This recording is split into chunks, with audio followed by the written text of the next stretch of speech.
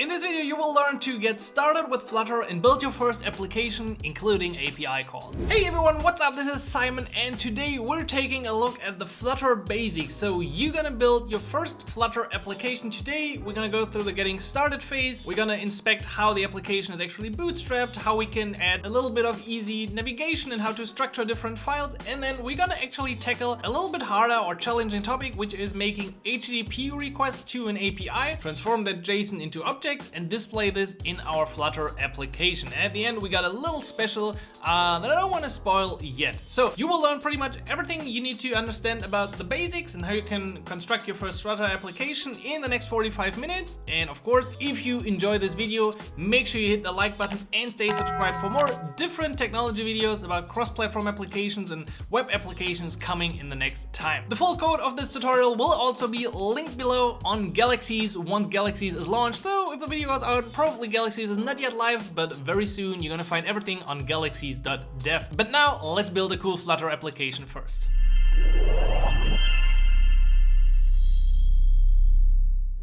Alright, so let's get started with Flutter.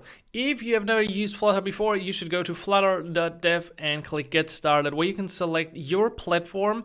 So the installation is actually pretty easy. If I'm going to macOS, you have to update your software. Then you can just download the zip file here, unzip it, and then include Flutter in your path. That is really like the most important part. And the same happens for Windows. So also download something, and then you need to update your path to include Flutter in there. Once you get this, you can simply run flutter doctor, and that should print out hopefully a bunch of green check marks. So Flutter channel, stable, version fine. Can also zoom in a bit more. But anyway, everything looks good. Connected device, well, it's still a green check mark, so it should be fine. I'm gonna use, let's just create a new app right away. I'm gonna go back to video, and then I don't know, make Flutter API calls, Flutter, where is it? Flutter API calls, there we go. And then we can just simply run flutter create to create a new application and then give it a name. I'm gonna call this Galaxies app. You should use an underscore, everything else it doesn't really work well with Flutter. So this is pretty fast, and that's also what I like about this. So let's open the Galaxies app within Visual Studio Code now. There we go. Thanks for not applying my window size. Yeah, why should you? Why do I actually use a tool to save the window size? Damn. Anyway, 1, 2, 3, 4, here we are inside our new Flutter application. And because we're interested to see this on a device, let's directly run this app. The most important part is here in the lib folder. This is our main.dart. And I'm gonna run this file on a simulator. So let's open up the simulator. So on a Mac, I can simply run open -a simulator, which should hopefully at some point bring up my simulator. For Android, you can also run your emulator. Doesn't really matter too much. You could also directly connect your device. But for iOS, if you want to deploy an application on iOS to a real device, that's usually hello simulator, how are you? That's usually not that easy, because for iOS you need to be enrolled in the developer program by Apple, which is a paid program, and you need to connect your device and set up some signing. So let's use the simulator. It's a bit easier for now. So there we go with the simulator. Meanwhile, we can take a quick look at some extensions. So what I do recommend is that you, of course, install the Dart language support and debugger for Visual Studio Code. Then also go ahead and search for the Flutter extension and install the Flutter extension. And I also installed the Flutter widget snippets. I found these to be quite helpful. I didn't really use this one. I think I can actually disable this. I'm not really using it anyway. So Flutter, Dart, and Flutter widget snippets is what I use. Okay, here we go. Here's the simulator. So let's give this a bit more space. I'm gonna close this so our background also looks fancy, and hyper, please be gone as well. So with our main.dart file open, we now get this icon up here in Visual Studio Code. And this will run our app either with or without debugging on a selected device. And the selected device is actually down here. It's a bit confusing that it's down here. I'm gonna select, yes, the iPhone simulator, and then I hit run. This will bring me in the debug mode here. So it's launching in debug mode, but that's fine. Doesn't really, it's actually a good idea during development. I'm gonna give this a bit more space and switch here. Shortcuts in Visual Studio, of course, always for the win. You should definitely know your shortcuts. That always makes switching between different views and tasks a lot easier. Oh, look at this. You can press this button. I've never seen this. Wow, this is interesting. Okay, while this takes place, a quick note. If you check out the Flutter documentation, you will find that they usually use Flutter Run.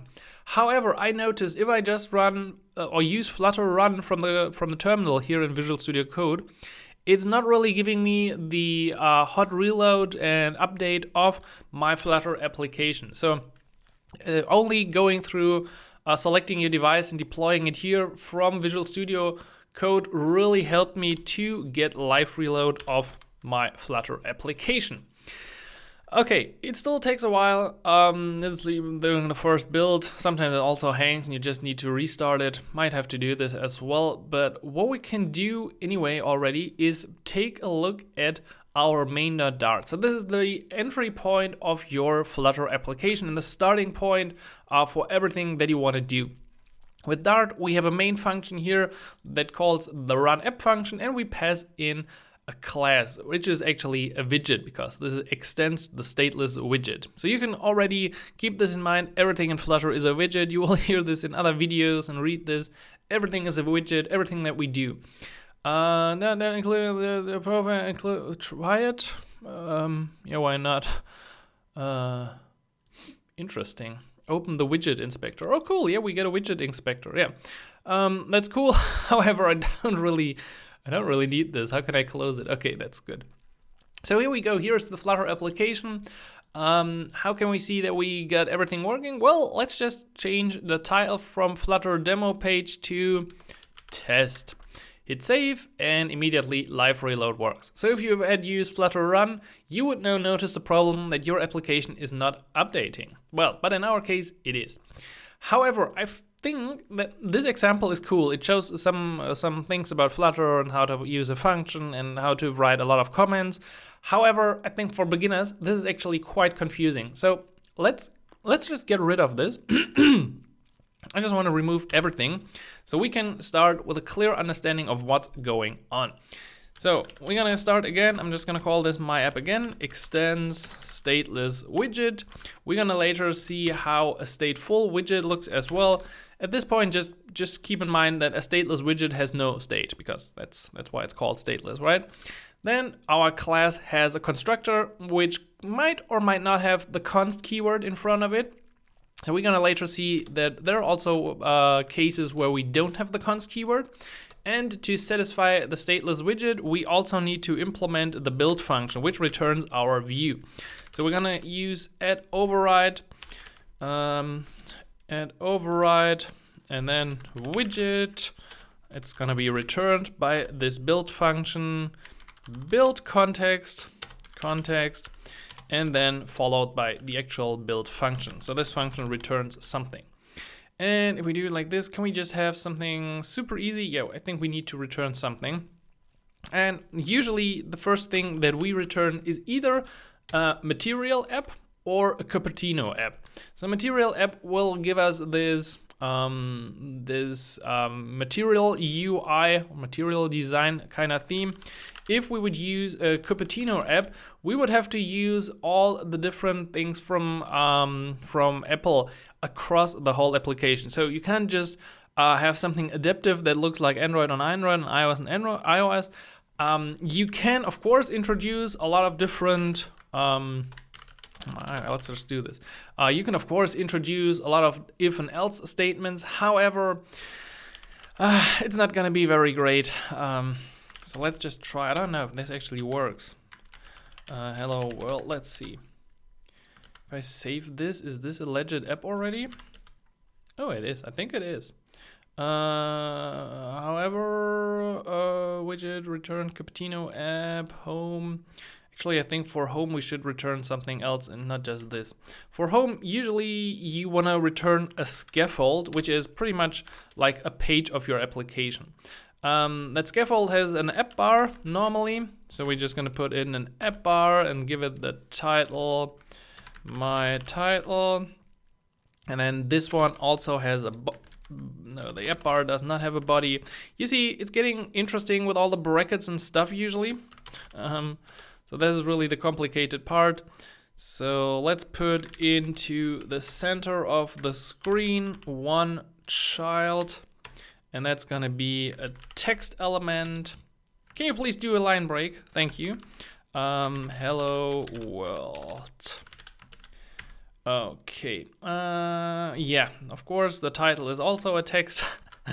So everything is a widget. Really, I need to tell this myself as well all the time. Okay, yeah, let's probably restart this. You might not be happy about me changing out this to an Cupertino app while we're already running, so let's see. Ooh, you're still mad about me. No material localization found, widget and just home scaffold. Oh yeah, okay, yeah.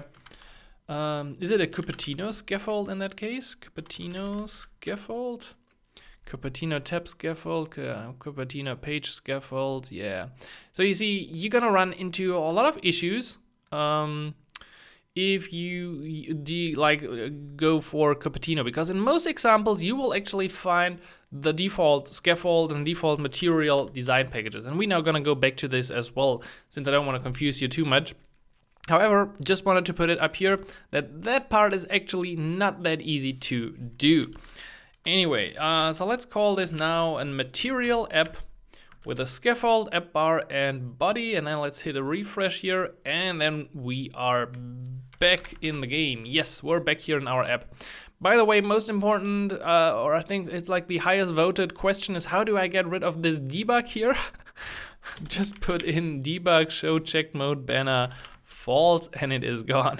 So don't worry, in reality you won't see that in your application. On top of that, you can, for the material app, also supply a little theme, which is a theme, oh, that's not how you spell it, theme data. And then usually you have something like primary color or primary swatch, and then I'm going to use colors.blue, so it will automatically give the app bar this color. If I would change this to like amber, you would see it would by default use this color for my app bar. However, let's roll with blue for today, so we got a blue top bar. So this is our entry point into our application. We have the scaffold, we have an app bar, we have a little body element with a text element right here. And at this point, I think we're ready to do a bit of restructuring and our first little navigation. Because whenever I learn something new or try something new in terms of like building cross-platform apps, I want to know how I can get around in my application. So we could, by the way, do everything in this one main Dart file. However, I totally don't recommend this because we can have multiple files. We can just import them. Just let's split up the code a bit. So therefore, let's create a new file. I'm going to call this homepage.dart. And within, I'm going to use the FST. So we got a stateful or a stateless snippet. I'm going to select the stateless snippet. Actually, stateless. That did look better before. Is it because I'm in the debugger? No, that can't be true. Normally it jumped into this homepage and I could replace the name. That was actually pretty cool. Or was it the other one? Oh, it's already called homepage. That's even better. I didn't notice. Oh, nice. Thank you. You already called this homepage. Thank you. Thank you. Only problem is that it's usually not importing the material package. So I'm going to put this up here and then we got our homepage in place.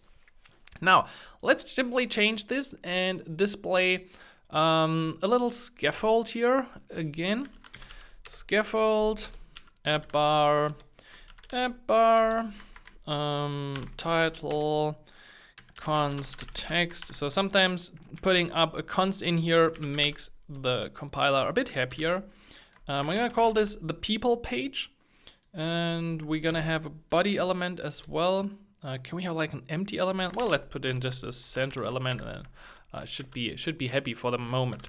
So this is our home page, and instead of using the stuff in here, we now gonna replace everything that we had for home with home page.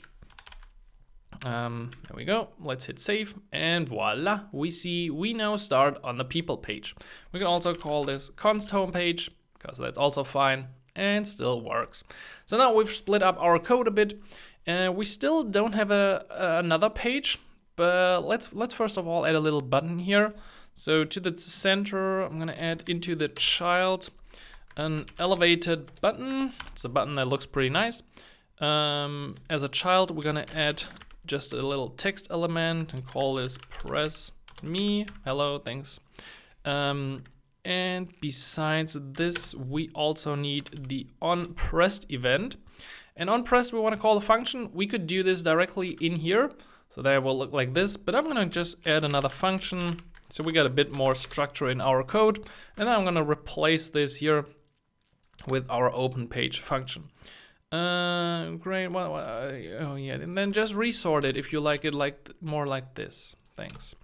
Okay, I'm gonna put in a little print statement. That's the one we use. So test in here, and then we should press this. And do we actually? Yeah. Sometimes this is mad if you don't close the line. There we go. Flutter test. This is our log. So everything up until here is working great. Now we just need another page. I'm gonna, oh, not a new folder. I'm gonna use a new page. I'm gonna call this, how do we call this? Details page.dart. I'm gonna just copy the stuff from here, put it into this page. Actually on the details page, we're gonna add a button go back.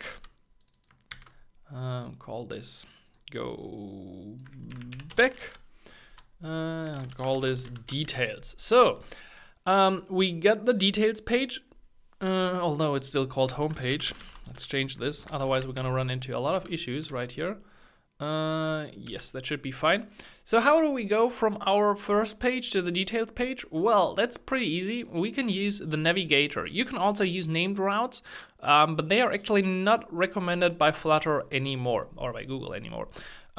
So let's just use the navigator here in our our navigation event, and call navigator hard word. And then we see the different functions: can pop, maybe pop, off pop, push, push and replace. But of course, in our case, we just want to push something. This requires the context, so let's just put the context here as an argument to that function.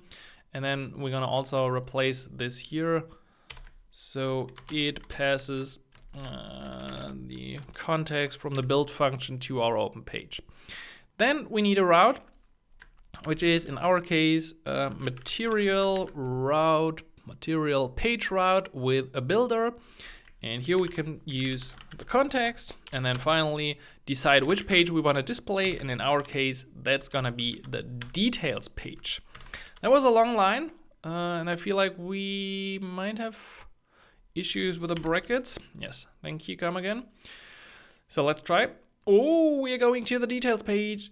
Ooh, and we can navigate. Nice, that was easy, wasn't it? That was really easy. Do we get swipe to go back? Of course I got. It's interesting that this looks so native, although it's like the Sky rendering engine. Anyway, they did a pretty good job with that. So we can go forward. Let's see how we can go back. That's pretty easy. We got the back button here on the page as well. So let's just use navigator.pop. Also, does this require the context? Really? It does. We could probably just do it in, yeah, well, why not? Why not do it like this? Go back, context, and then everyone's happy. Let's see if we can do this programmatically, and of course we can.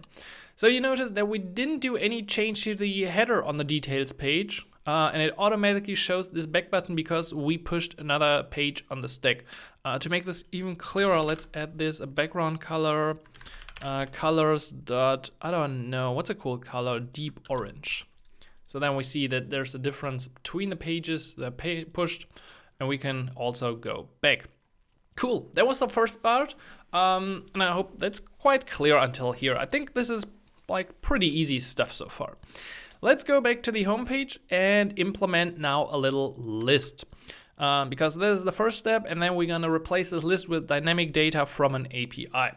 So to get started, I'm gonna add a variable final items here, which just generates a list with 50 elements. If I use this, I can't add the const keyword to the constructor anymore, which then also makes our main Dart complain that we use const in here. So you can just remove that, and then everyone's happy once again. Now, instead of having this elevated button here in the center, we're now gonna replace this. So let's get rid of this. And what we're gonna do is we're gonna use a list view and the builder function. So for the item builder, yes, we need context and the index, and then we will be able to create the view for each of the items of our iteration. However, hello, please let me go there. What I also need to say, or want to say, is the item count, which is just items.length. So we already know the length of our list. Now within the builder function, this is triggered for every item of the list or whatever you're using. So let's extract this by using items at the position index. This will give us the according item. And then we can return the view for every item. So if I want to make this easy, I could just return text test. And we should probably see something. Should we see something? I actually don't know. Where are we? List view builder, item count, item builder. Yeah, this is a great list of test elements. So it does work. Now, instead of returning text, I want to return a list tile.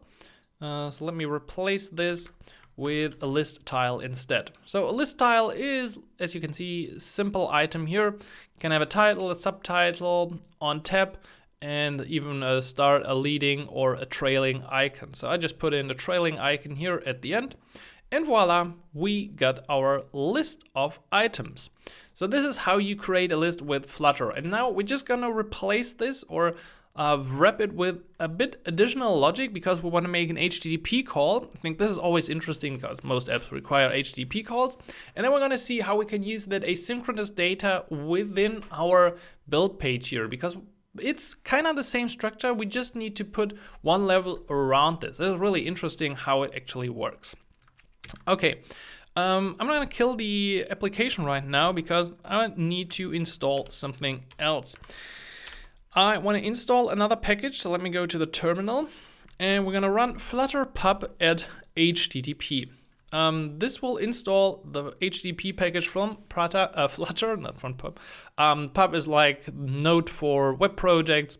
It installs your dependencies, and there are a lot of packages that you can use. You can see, oh no, can we go back to that? Oh, thanks. You can see the change of this by going to your pubspec.yaml file. So within here, you should now see a new dependency somewhere under dependencies, Cupertino, icons, and HTTP. That's what we just installed. And to have a clear structure in our application, I will add another file. I will call this user service.dart. And this is where we're gonna make our HTTP calls. So we need two little imports up here, and then we can write some code. However, before we do that, let me show you what we're using. We will use data from the random user API. I really like this API for testing. You simply need to go to random user API me. This will already give you one result. And if you add something like results 20 and put in question mark here, yeah, then we get more results. So this is what we want to use. I'm gonna copy this out, and then we can use this in our app. In fact, Have you seen the result? You probably you haven't, right? Yeah, well, that result is anyway pretty hard to grasp. So you're gonna trust me on this. The objects, oh, actually there's a nice representation of the objects. They look like this, the results. They have a picture here, they do have something like an email, they do have a name up here, and we're gonna extract a bit of that data. However, with Flutter, we could use this in a dynamic way without putting a lot of effort into this. But actually, it's usually recommended to serialize this into some classes and better objects so we can use them safely. So in this case, I came up with two classes. I came up with a class user, which has an email, a picture, and a name. All of these fields are required within the constructor, and it has a factory method from JSON, which will take the JSON from the API and return a user object for one result. So for email, it will use JSON field email. For picture medium, and for the name, it will actually create a name class, which I have up here, because as you can see, name is actually nested here. So we could extract this, but usually if you want to really make this like it should be a representation of the JSON, you would do it like this. So with that in place, we can actually write our class user service now. And the user service will have one function. It will have a function that returns a future list of user elements. And we're gonna call this getUser. It's an asynchronous function because if you're making HTTP requests, oh yeah, it's not yet returning the future. If you're making HTTP requests, it's always an asynchronous operation. Some things just you trigger them and they return something later. In JavaScript, this is a promise. So promise you get something back. This is a future in Dart, which means in the future you get back the data. It's pretty much the same construct. Now you can create the HTTP request by simply saying await HTTP, which is the package we used, get, and then URI parse, our URI random user me AP results 50. I'm also using a seed so we get the same results for now. After this line, we can go ahead and check if the response.status code is equal to 100. So when that's the case, everything's good. Otherwise, we should probably throw an exception or HTTP failed, handle this in a different way and display an error or something like that. But in our case, we can now grab the data from the response by saying JSON decode our response.body, which is at this point only a string. And then we create a list that we will finally return. So this is gonna be our result, empty list. What's your problem with this? Yeah, it should have a name, right? Sorry about that. And then we can iterate our results using e equals 0, below smaller than data results. How do we get this? Data results dot length and then plus plus. The usual, like there should be a snippet for this line definitely somewhere. So we can create now one entry by getting the JSON and then converting it to an actual user. And for this, we have created our user factory function. So we just need to extract the array from data results at the right index. This is our entry, this is the JSON, and then we can add this to our list if we create a new user from JSON based on that entry. Okay, this was probably too fast and I lost you on this. I can actually feel this. Let me just add the last line, return list, then the function is happy. So data is now the body string transformed into a JSON object. Then we can access the fields like results. So we get back this. And we iterate all the results in there. The entry is now one of the results, like this block. And then we create our user object exactly from this JSON log. So we're just extracting really a few fields. We could add a bunch more to the user and name. Would be actually a good exercise for you at this point to just add a few more fields and see how you can extract them. Anyway, we now go back to the home page where we're gonna say Okay, let's test this. Let's make it easy for now. I'm gonna add a load user function, async, and this will be called in our constructor here. So we can just put it in here, should be fine. There we go, close this. Where did I go wrong here? I don't like it like that, yeah. And within load user, I just want to get the result from the API call. So let's try this. Await user service. I should add the import up here. Yes, nice. Get user. That's actually all we need. So let's print out results dot. That's not how you print them. Results dot length. And now let's see what's happened. We should probably deploy our application. I think I killed this, right? So let's deploy it once again. And then we're gonna see the result of this. Where am I? Here am I. Meanwhile, this should hopefully print out 50. I think we wanted to request 50, yes. Let's see, we can also iterate them. So results, I have always spelling issues with results. I should use like something else. For every element, let's see, do we already get back the log? Yes, Flutter 50, that is the result length. Let's try to log out the email of every object. Element.ac, because we made them classes, we now also get access to all these properties. Yes, and it also logs out the email. So this is an important part. This means you implemented the HTTP call correctly. We do get back the result, and the only thing we need to do now is to display this JSON, and that's actually pretty easy. It might look a bit scary, but it is easy. I'm gonna get rid of this function again because we don't really need it. So let's see how we can correctly implement this. For this, we're gonna make our page actually a stateful widget.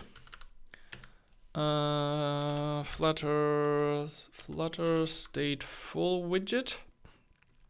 So then we still have the constructor.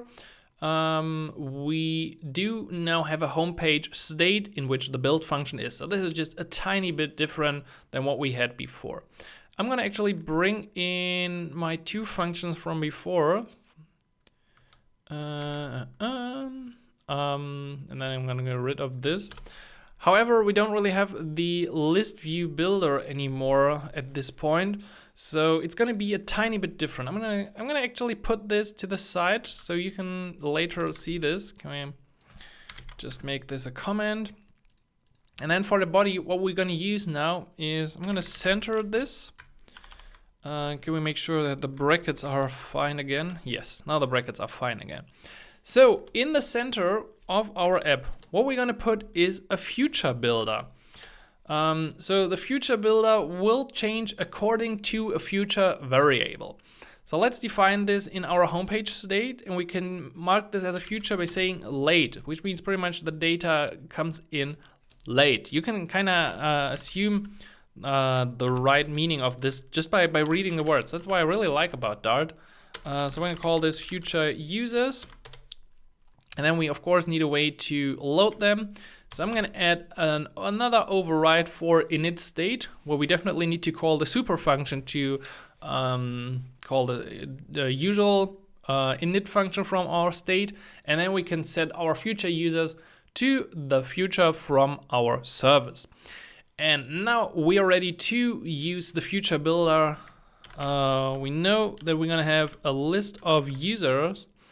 And then the actual function. We have a builder function. We have a future. We could set initial data. First of all, we're gonna set the future because this is pretty easy. This is our variable, and then we got the builder function. That one is a bit more complicated. So yes, we want to have context and snapshot, and then it starts. If the snapshot has data, we're gonna render our list. Else if the snapshot has an error, in that case we're gonna, I don't know, return a text error, and then snapshot. Oh, we need to use this snapshot dot error, but that hopefully won't happen. And otherwise we're still in a loading case because we don't have data, we don't have an error. So in that case we can return a circular progress indicator. And that's what we hopefully now see, at least for a short time. Future users has not been initialized. What's the matter here? Sorry, let me do a reload. Yes, we see the loading spinner. In fact, the loading spinner never disappears. That sounds not right to me. I don't know why, but it should disappear because at some point we should have data. We do initialize this. Let's see. Let's try. Let's try and return something else here. Return const text I has data. Yes, okay, so we do get here, we just need to override the circular progress indicator at some point. And now what's interesting is at this point, we can pretty much reuse what we had before. So we could once again use the list view builder and build the tiles based on the items. However, we have no different information. But overall, this is the place where we now have the list view. So we just wrapped the future builder around a list view. And that's what I found really interesting. So I'm going to use the list view separated. It's just a different kind of list. And we have a separator builder and an item builder. For the item builder, do we get like, I don't get it. That's a pity. But overall, it's the same like before. We got context index and build our items. Item count is actually, we can easily say this, snapshot data length. And can you please please start a new line? Okay. And then you're unhappy. Yeah, this could be null. No, at this point it's not null.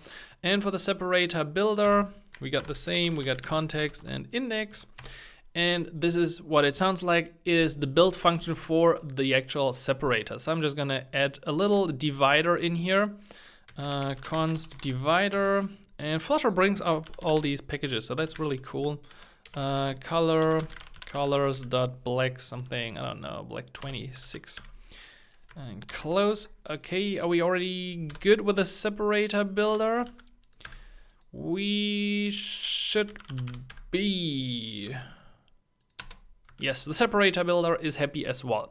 So now we only need the item builder, and this is, as I said before, where we build the user.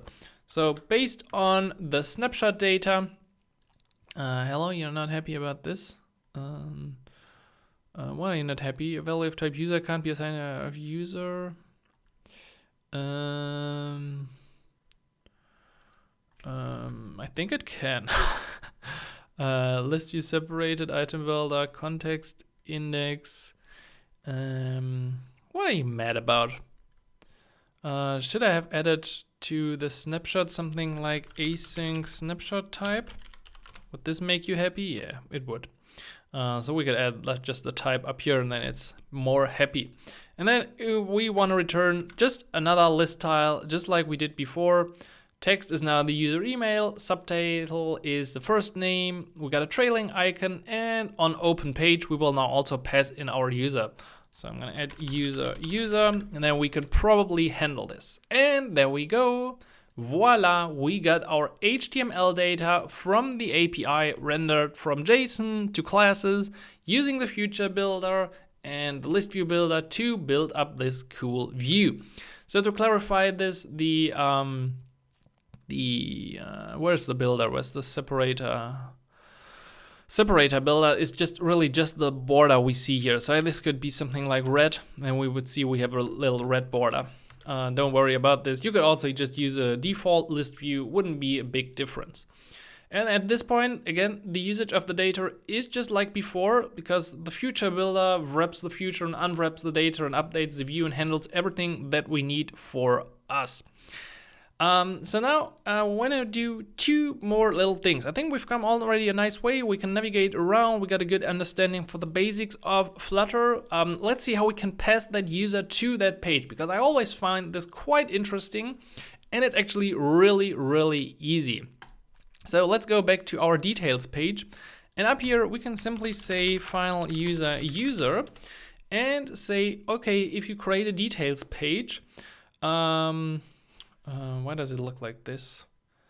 Const details page, we can get rid of this actually and say required this.user. And if we, the import, just import it. And if we do it like this, homepage will suddenly start to complain because at our transition here, we're not passing a user to the constructor. So let's give this a user. We got this from our tab function anyway. And now, voila, we're already passing the user to that page. How can we make sure that we're actually really doing this? Well, let's just replace this override with something else. Let's just replace it with this, where we use for the title the username and the last name, and for the body we even display the picture using the image widget. And then when I navigate here, we get back this view, and everyone has its own information and it is rendered on that page. I think this is pretty cool and pretty easy to implement. I've seen this actually a lot harder with other frameworks before. So this is really nice and easy.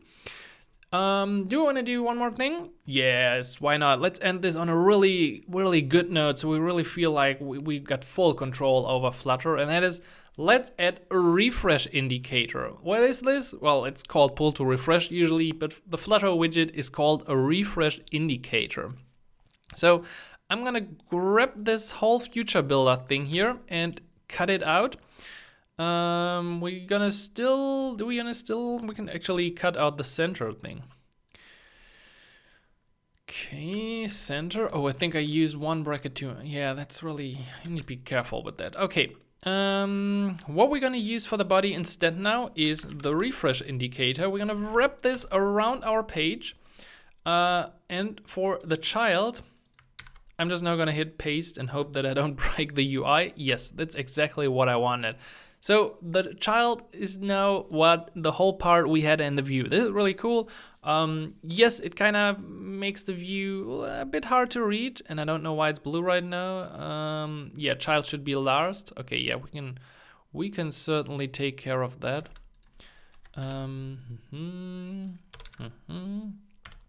Better like this? Yes, better, a lot better. And now the only thing we need to implement is the onFresh function. So let's do this. I'm gonna make this async as well. And this is now pretty easy. We're gonna grab our users from our API again, and then we're gonna replace our value of users. This is a little problem because first of all, if you change the state of your view and you wanna update the view, you need to first of all call set state, because otherwise the view won't be re-rendered. And now we can't set our future users to users simply because the types don't match. The future users is a future list, and this is here already because we're using async and await a list of users. So as a little fix, we can just say future value, which makes a static value, transforms that into a future, and then we still have a future in our future users. And with that in place, let's see. Ooh, where's my loading? There it is.